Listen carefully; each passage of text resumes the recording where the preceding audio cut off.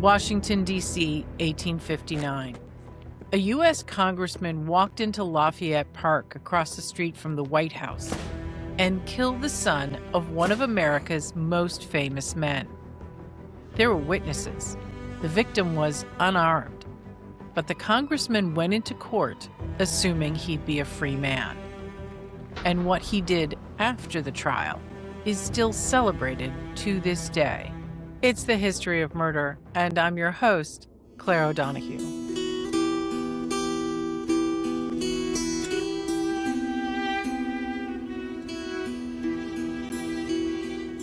On February 27, 1859, Daniel Sickles, a representative of the 3rd District of New York, shot and killed the son of Francis Scott Key, the writer of the poem that became America's national anthem. And then he walked a few blocks to the home of the Attorney General and told him he'd committed murder. James Hessler, the author of Sickles at Gettysburg, said it was immediately news for everyone, including President James Buchanan. The whole town is talking about this.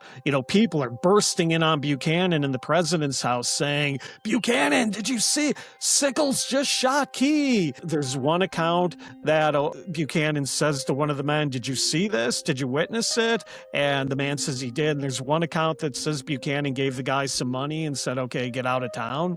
So, already are we sort of trying to get witnesses out of it? Sickles was only in his first term in office, and yet the president and many others rallied to his side. Would they continue to when all the facts came out? Before we continue, please remember to leave a comment, like the video, and subscribe to our channel. It will help us continue to make new content. Now, back to the story. Daniel Sickles was born in New York sometime between 1819 and 1825. His birth date does seem to vary depending on what source you're reading. Most of us accept 1819, which would have put him just shy of his 40th birthday at the time of this particular murder. The difference in birth dates may have been the work of Sickles himself. There's a rumor that his parents weren't married when he was born, so he might have changed the year to hide that fact. Or he could have tried to lessen the age difference between himself and his much younger wife. Or maybe it was just vanity. Like so many things in Dan Sickles' life, there isn't one clear answer. He was an only child, which I think is telling on his personality. His father was sort of what I characterize as kind of one of those boom or bust type of people, some investments, some land development. If I recall correctly, Dad might have been involved in banking. So I wouldn't say that the Sickles family was at the upper end of the strata, but they, for the most part, were not hurting for money either. Sickles' father would later do extremely well. Daniel Sickles inherited several $1 million when his father died in 1887. But as a young man, he only saw his father as domineering and his mother as smothering. To escape, he dropped out of school as a teenager and took various jobs as a printer's apprentice in Glen Falls, New York, and later as a printer at Burton's Gentleman's, a literary magazine that would, in 1839, have Edgar Allan Poe as an editor. Eventually, he decided to sit with some lawyers in New York City and decided that law would be the profession he would pursue, which again is ironic knowing what happens to him later. He had been indicted in 1837 for taking money under false pretenses, one of several accusations of inappropriate practices. But it didn't stop his ambitions, nor did it stop others from seeing his potential. Descriptions of him vary, which are not surprising, I guess, when you talk about polarizing historical figures. He was certainly viewed as a young up-and-comer, an ambitious person, politically ambitious, professionally ambitious. He was certainly well known as a ladies' man. I often show people pictures of Sickles, and I will often try to elicit a reaction from the women to see if they sort of reciprocate. And for the most part, looking at him, they do not find him to be terribly attractive, at least by modern standards. But when you read accounts, He seemed to have sort of what are described as a suave, courteous, charming personality. Starting in about 1838, he stayed at the home of the rather colorful De Ponte family in New York. Lorenzo De Ponte, a poet and composer, was a former Catholic priest kicked out of the priesthood because he kept fathering children. Living with him was his daughter Maria, who was married to Antonio Bajoli, a composer and music teacher from Bologna, Italy. The couple had a 2-year-old daughter named Teresa. Sickles opened his law practice in 1843 and soon became known for his fine legal mind. Lawyer George Templeton Strong dismissed the praise given Sickles. He said, quote, "One might as well spoil a rotten egg as to damage Dan's character." Both sides of Sickles, a smart man and a questionable character, helped him rise in New York politics and get involved in the infamous Tammany Hall. Tammany Hall was a New York City-based political machine. Democrats, well-established, well-known for corruption, kickbacks, anything you think of when you think of political underhandedness. It was a violent culture. Sickles was once thrown down a flight of stairs at a campaign rally. But Tammany Hall controlled New York politics for decades in the 19th century. And Sickles became introduced to Tammany Hall in the 1840s, early 1850s, and they really helped enable his rise through his political career. When he wasn't forging a path toward a legal and later political career, he was spending time in the home of a woman named Fanny White. Her real name was Jane Augusta Blankman. She went by the working name of Fanny White. Depending again on the descriptions, you've seen her described as flat out a prostitute, but I think she was really more of a businesswoman who ran her own house in New York City. Madam, rather fashionable high-end one, and I think a number of the movers and shakers of New York City would have frequented Fanny's house of ill repute. Sickles was not there as a customer, but as a suitor. There seems to be at some point a legitimate romantic relationship that develops between Sickles and Fanny White. So now you have this high-flying young politician romantically involved with a well-known madam, but a madam nonetheless. Sickles was elected to the New York Assembly in 1846, still in his 20s. He celebrated at some point by bringing Fanny into the state capitol and onto the House floor. He was criticized by his colleagues for bringing a woman of ill repute into the building.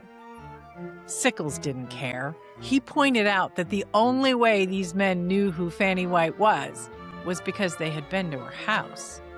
Still, he understood that she wasn't the right companion for a man with political ambitions. I know all the consequences, and have many a long years since resolved to enjoy it, even at the price which must be inevitably paid. Ultimately, he was not willing to put romance ahead of his goals.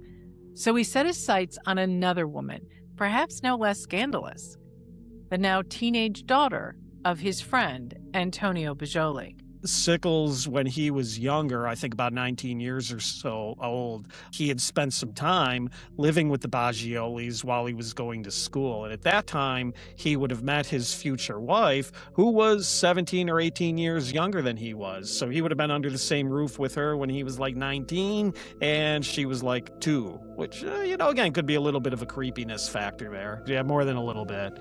She would later be described as having delicate beauty and a, quote, Italian luster, unquote. Sickles asked for her hand, but her parents and his objected to the match because of the age difference. He was 34 and she was 16. She came from what would be considered kind of a bohemian household. There was art, there was music, there was culture, and she was exposed to all of this, probably fluent in multiple languages. But from a personality point of view, yes, most people seem to consider her almost a shy, reserved, very much like a schoolgirl, which age-wise she was. Despite the family's objections, the two married in a civil ceremony on September 27, 1852. The general consensus now in looking at it is that they probably got married because she was pregnant. When Fanny found out about the wedding, she went to the hotel where the couple were honeymooning, met Sickles in the lobby and repeatedly hit him with a riding crop. Fanny, to put it mildly, was not happy. We will say, though, Fanny did eventually get married. I would like to say she'd go on to live a long, happy life, but she didn't, and she died only a few years thereafter. Teresa gave birth to a daughter, Laura, sometime in 1853. But like her father, the exact date is unclear, and also like her father, it was likely to cover up for the date of conception.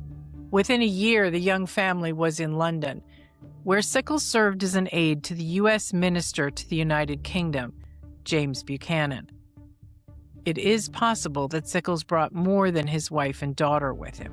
When Sickles was stationed in England, serving under future President James Buchanan, who was the minister at that time, there's some indication, could be an apocryphal story, but there's some indication that Sickles might have introduced Fanny to the Queen at one point. So they probably at least stayed in touch, and I'll put it that way euphemistically. In 1854, Buchanan wrote a friend about Sickles, calling him, quote, a man of time, talents, of excellent manners, and a brave and loyal temper. Though Buchanan also noted that Sickles spent a lot of money and seemed to enjoy a high life. That is perhaps best explained by Dan Sickles himself, who wrote home that he had lost his earlier enthusiasm for diplomacy. It would suit me better to stay away another year on account of the present condition of New York politics. But I'm tired of London and this mission. By 1857, both men were back in Washington. Buchanan had been elected president, and Sickles had used his friendships at Tammany Hall to get a congressional spot. So he reports to Washington in March of 1857 with Teresa, with their young daughter Laura, with a household staff, and even a dog. All probably living well above the congressional salary. So again, we can kind of wonder whether Tammany Hall or other political favors were involved, where Sickles was getting his money from. Sickles insisted that he could not survive without his wife and daughter, so he brought them with him to Washington. But there may have been another reason why he wanted Teresa by his side. James Buchanan reportedly took quite a shining to Teresa. So you've got that going for you. Your mentor is in the White House, or the president's house, as they called it back then. So that's good news. They moved into a house across from Lafayette Park near the White House. They lived in a house on what is today Jackson Place in Lafayette Square. Now, Jackson Place today is a series of historic-looking townhouses. But at the time, from images and maps of the time, the Sickleses had kind of a standalone house on the square, because Lafayette Square at the time was not as built up as it is today. Almost immediately upon settling into the new city and new job, he seemed to leave Teresa to her own devices. This is where things get dicey, particularly for Teresa. Teresa, as the young wife of a new congressman, had a lot of social obligations. These people were expected to host parties. These people were expected to attend parties, sometimes all in the same night.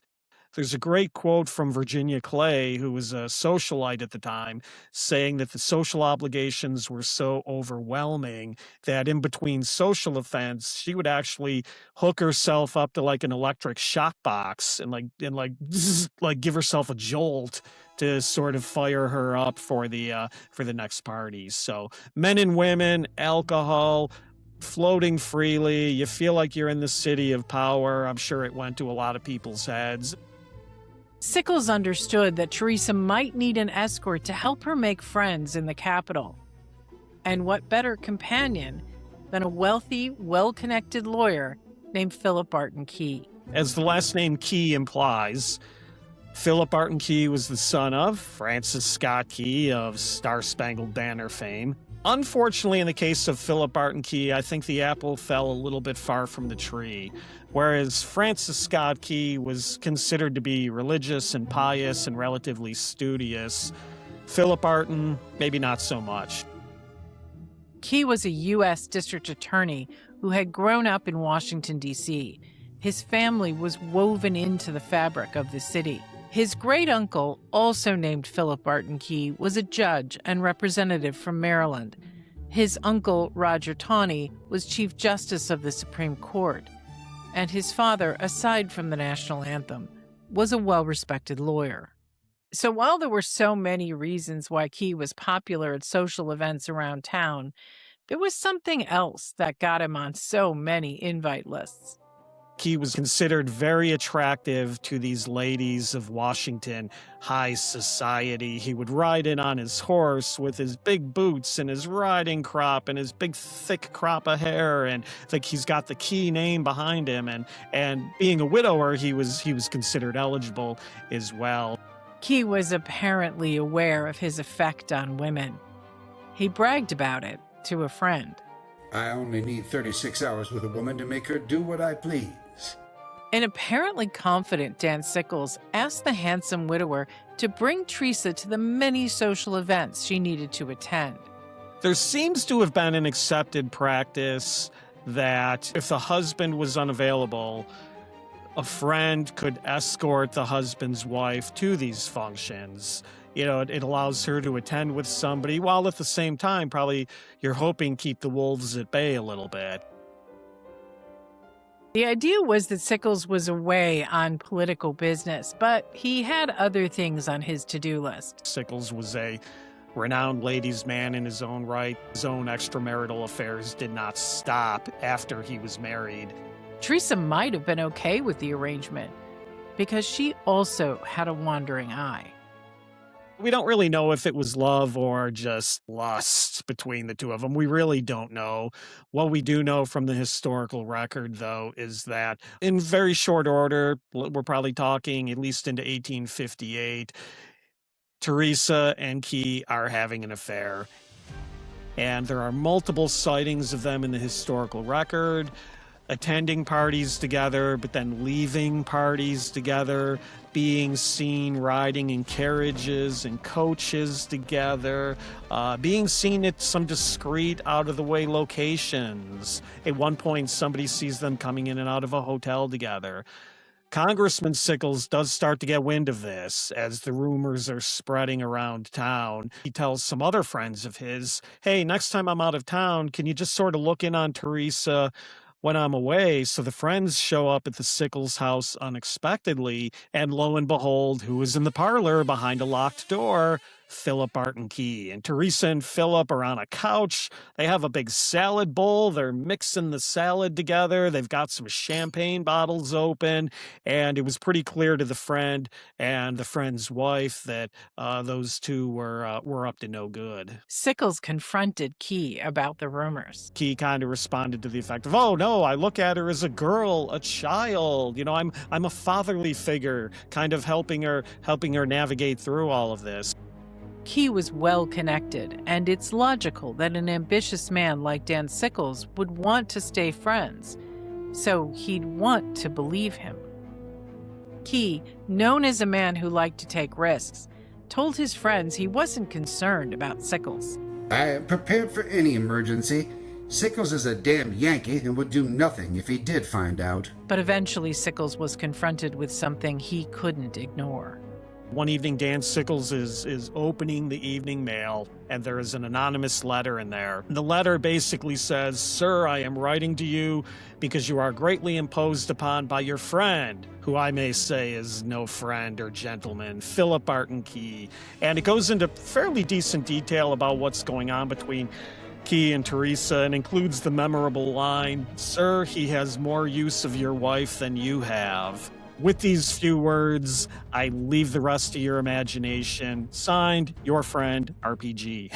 One of the things we think about Dan Sickles is he's an emotional guy, really takes this to heart, but he does then have some friends do some investigating over the next couple of days.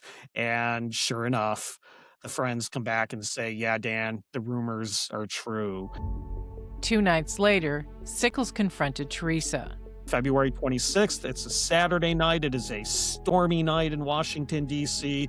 The Sickles household staff would report later that Dan and Teresa were arguing and they could hear her crying. And during the course of the evening, Sickles extracts a written confession from Teresa. I did what is usual for a wicked woman to do.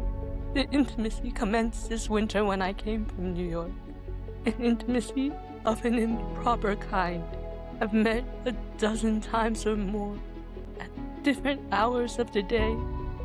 Mr. Sickles was sometimes out of town and sometimes in the capital.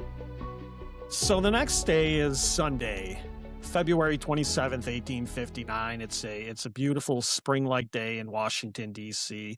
One of his friends from New York City is in town, one of his Tammany Hall buddies, a guy by the name of Sam Butterworth. And Sickles and Butterworth are in the Sickles house and kind of talking about, what are we going to do with this? What should we do with this? When as the morning progresses, Sickles looks out the window and sure enough, walking through Lafayette Square, apparently waving this white handkerchief as some sort of signal for Teresa to come out and play, is Philip Barton Key.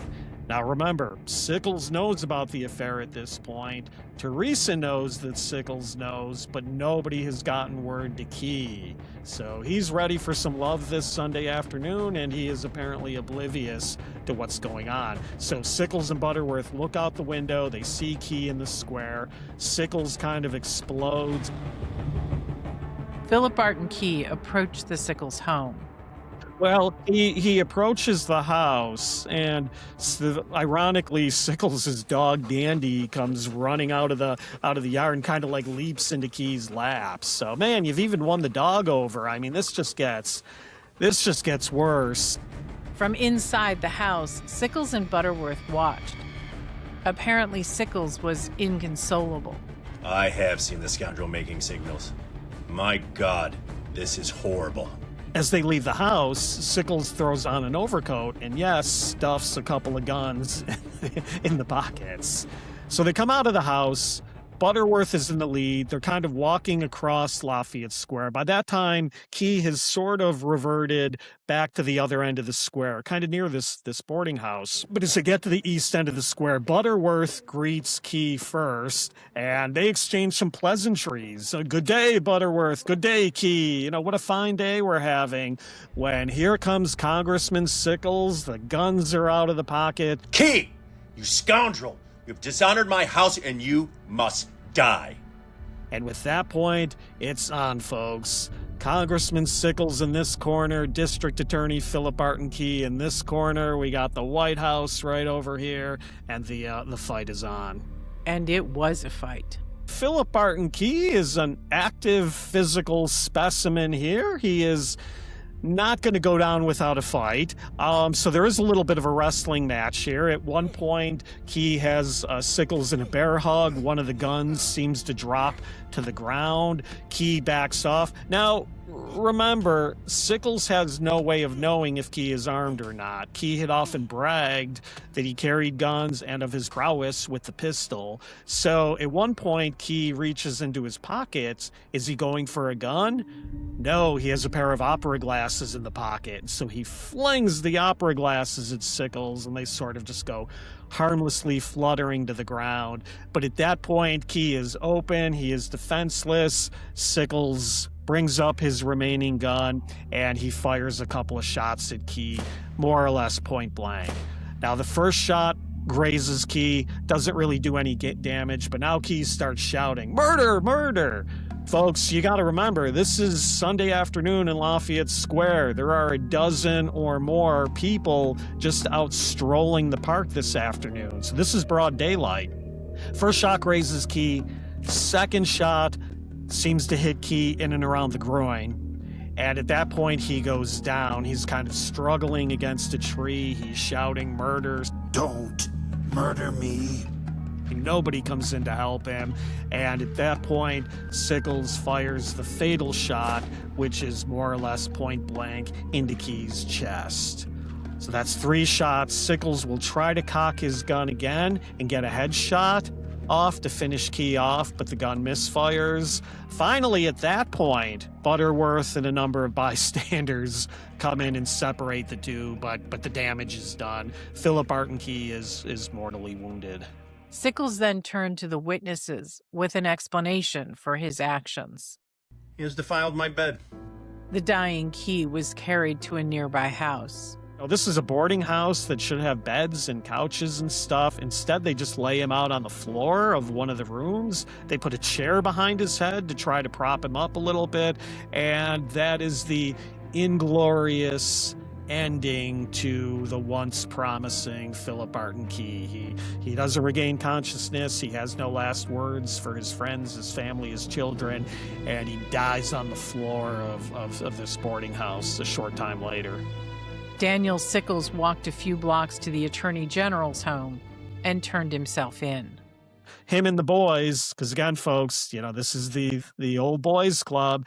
Him and the boys mix a couple of cocktails first and sort of toast the end of the adulterer before Congressman Sickles is finally led away to jail. He had barely made it to jail before everyone knew the story. Newspapers are covering all of this, and public opinion is very much on Sickles' side. He has protected his home, his wife, his property from this scandalous adulterer. So there's sort of a question now, are we going to be able to get a murder rap, or maybe it just will be a manslaughter rap, something along those lines. Sickles hires this legal dream team, which is filled with his Tammany Hall cronies and some other sharp legal minds. Among those sharp legal minds was Edwin Stanton, who would go on to become Secretary of War under Abraham Lincoln. The prosecution, Robert Ould, was Key's assistant, who had been promoted because his boss had been murdered. Ould's challenge was not just the dream team or that he was prosecuting his boss's killer. It was the circumstances of the case. Sickles is viewed as the good guy. Key, yes, is portrayed as the scoundrel, but often a lot of people turn their venom against Teresa, and it's the standards of the 1850s, this scandalous, fallen woman. Sickles' extramarital activities were not brought into evidence, while Teresa's confession was published many times, including on the cover of Harper's Weekly magazine, which had a circulation of about 200,000. Sickles could hardly plead not guilty. There were witnesses. And a straight self-defense plea was tough because Key wasn't armed. And he didn't want to plead insanity because that would mean going into an institution when he wanted to go back to Congress. Because of all that, there's a belief that this was the first time in U.S. history that a plea of temporary insanity was given. But that's not quite accurate. I always warn people there's a lot of caveats with that. They at no time did they enter a plea of not guilty by temporary insanity. In fact, at no time is the term temporary insanity used, and temporary insanity was not an established defense in the United States court system really until you get into the 20th century. What it really, though, it's an early precursor of this. It was complicated to assemble a jury of impartial men because everyone had heard of the case and had an opinion. But by April of 1859, the trial had begun. So the prosecution kind of comes at this from this being a premeditated case on Sickles' part. He knew what he was doing. He wanted to kill Key. It was premeditated revenge, i.e., murder. Now, the Dream Team is best remembered for future Secretary of War Edwin Stanton being included on the Dream Team, but the reality is the leader of the Dream Team was a Tammany Hall, New York attorney by the name of James Brady. And Stanton was a member of the team, but Brady really sort of crafted the whole defense, I think. But what the Dream Team comes up with is basically, again, this idea that Sickles was so enraged, he was so impaired by the idea of his friend and his wife being together, that again, he acted in self-defense, but at the same time, he was so impaired by this that he could not possibly be responsible for the highest crime of murder. So when Edwin Stanton gives one of the closing arguments, he includes key to gratify his lust is dragging Teresa through the streets day by day in this immoral relationship. Folks, the Bible says we put adulterers to death. I mean, they go all out. But yeah, the simplest way of putting it is they basically tell the jury he deserved it. Teresa did not testify. She was sent to New York, away from the trial and the Washington gossip. There is a great engraving of her being sent away, and in the engraving, what I always point out to people who've seen it is passerbys on the street. It's sort of her being let out of the house into a carriage, and off she's going to go to New York and never to return to Washington, D.C. But a lot of passerbys on the street are shielding their eyes from her. And again, it's that 1850s notion of the fallen woman, don't look at her. But interestingly, the one person who seemed to have forgiven Teresa was Daniel Sickles. What was not well known at the time was they were actually corresponding on friendly terms while he was in jail. He's saying, Dan, can you ever forgive me for the pain and the trouble I have caused you? Look, I have knitted these slippers for you. Will you wear my slippers in jail and all that sort of thing? And they go back and forth. So they were clearly corresponding. On the 20th day of trial, the jury began deliberations. They didn't take long. Jury comes back after about 90 minutes or so with the unanimous verdict of not guilty. The courtroom bursts out into applause, pandemonium. You can imagine the judge pounding his gavel, ordering the court, and all of that stuff. But as the jury was polled afterwards, it was pretty clear that the jury had ruled in favor of Sickles because of the idea that he got what he deserved. For Daniel Sickles, the future was clear for a while. He goes back to Congress. At the time, public opinion is still on his side. But within a few months, by the summer of 1859, we're talking by July or so, reports start appearing in newspapers that the two have reconciled. Dan and Teresa have reconciled. The news was not received well, which was confusing for Sickles. I am not aware of any statute or code of morals which makes it infamous to forgive a woman. This is where public opinion turns against him, because people now start to say, whoa, time out. We went to all this trouble to get you off. Not only feeling like, okay, Sickles has kind of pulled the wool over on us, we defended this guy for nothing, but even in some corners, it starts to become almost a morality play on the rich and the famous. Oh, look at these sleazy rich and famous. They'll kill and sleep with whoever they want to, and they get away with it because they're rich and famous. Sickles was still serving in Congress. Mary Chestnut, who was a diarist in that era, has a famous quote. She was in Congress one day, and she saw this well-dressed man sitting off by himself, and she says to her friend, "Who is that?" And the friend says, "Oh, that's Dan Sickles." Unsavory subject. Let's not talk about it. And Mary Chestnut famously writes in her diary that he had been left alone as if he had smallpox.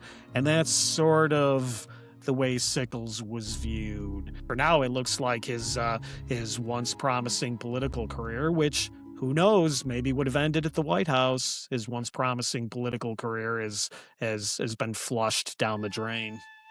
But that changed when the country erupted in a civil war.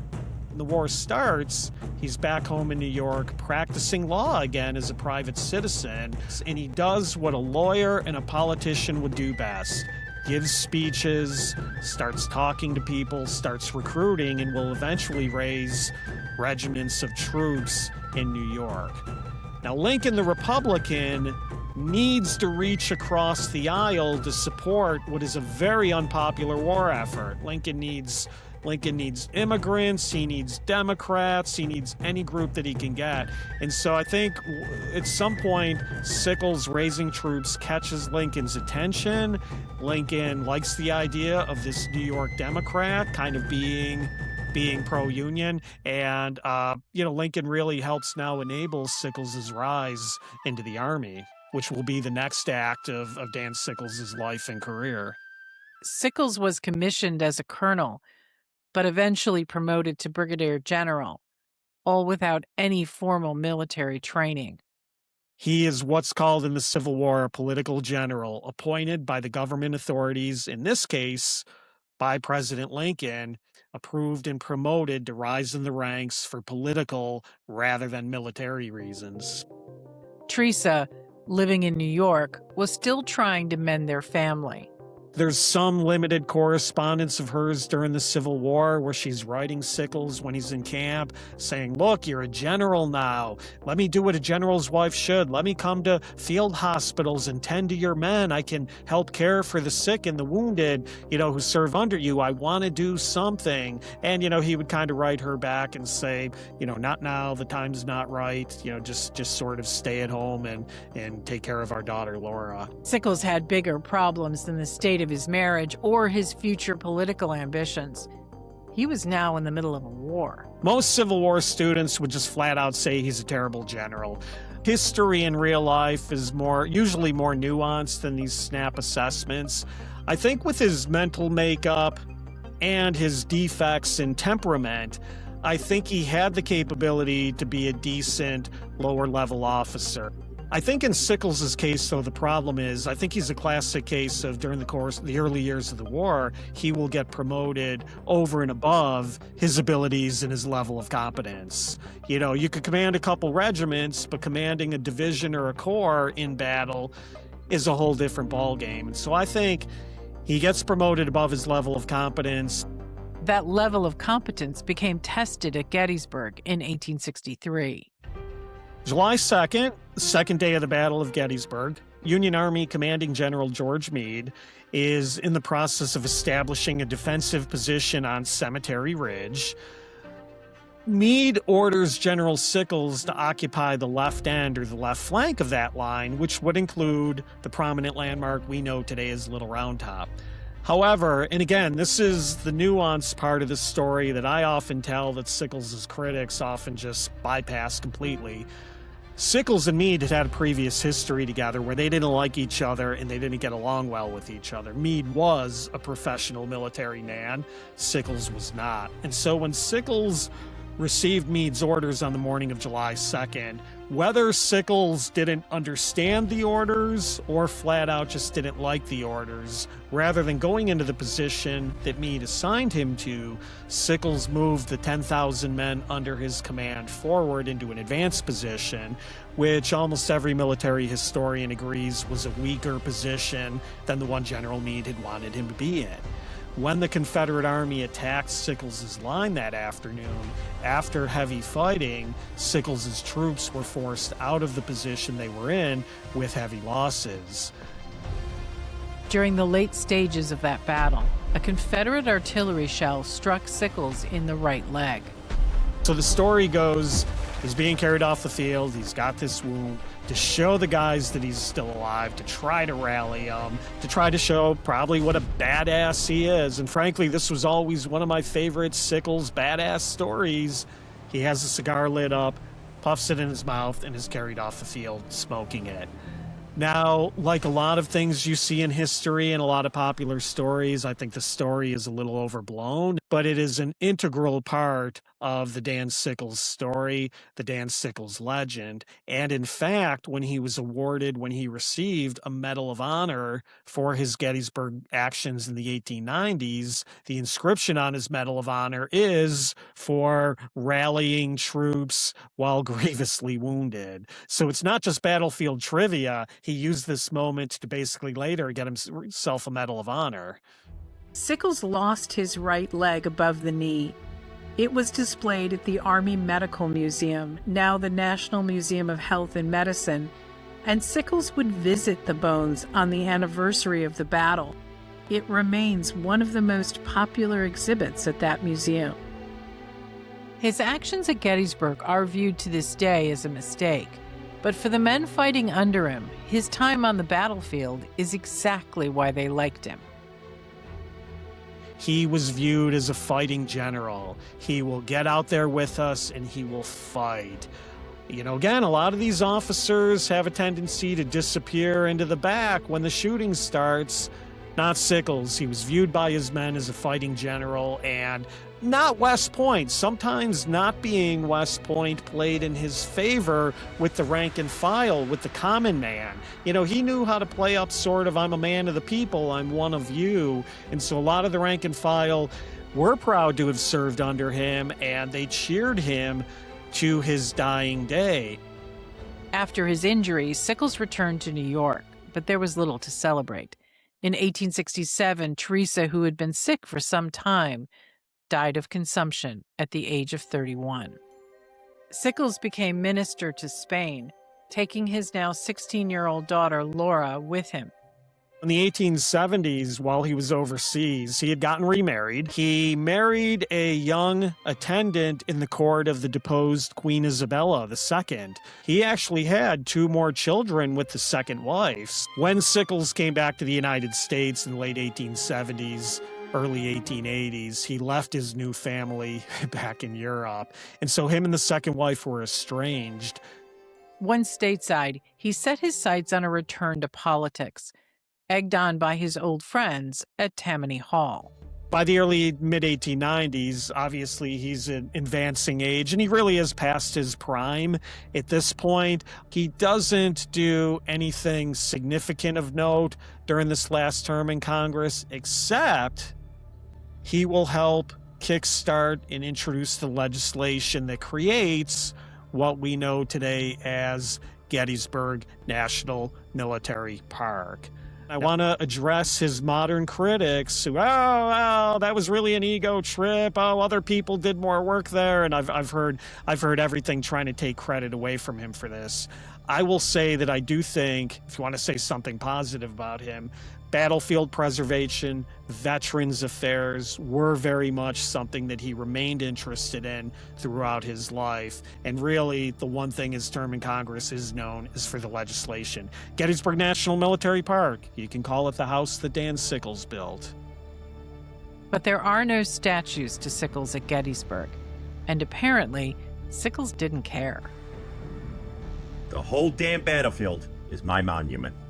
The man who saved the Gettysburg battlefield site was only able to do so because he got away with murdering the son of the man who wrote the national anthem. He died in 1914 at the age of 94. His funeral was one of the largest public events of its time, rivaling the funeral processions of presidents. A lot of Civil War historians today have the misperception that Dan Sickles was hated because he was such a scoundrel and a villain. And during his lifetime, he had a lot of critics, but the idea that he was some sort of hated pariah is far, far from the truth.